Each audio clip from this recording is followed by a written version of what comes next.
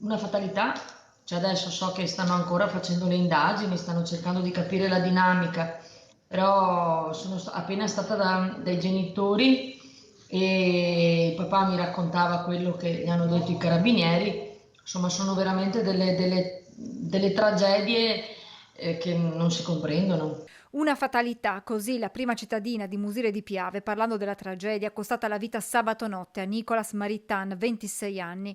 Il ragazzo insieme ad altri due amici aveva trascorso la serata a Jesolo in un locale, poi era stato riaccompagnato all'appartamento che aveva affittato per la stagione estiva.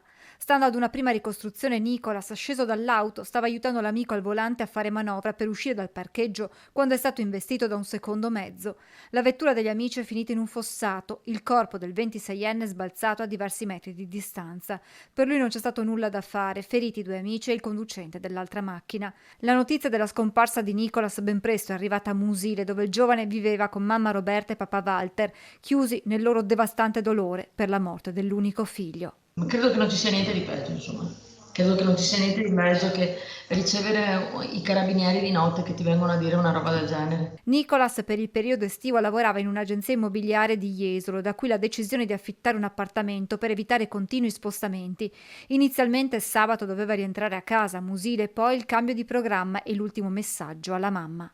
Aveva mandato un messaggino alla mamma per dire che non sarebbe rientrato e si sarebbe fermato nell'appartamento di Jesolo. Nicolas è la terza giovane vittima di incidenti stradali che Musile piange in appena 2 settimane. Lo scorso 9 luglio a perdere la vita sempre a Jesolo in uno scontro frontale con un'auto erano stati Mattia Pavanetto, 24 anni, e Tommaso Cattai, 22.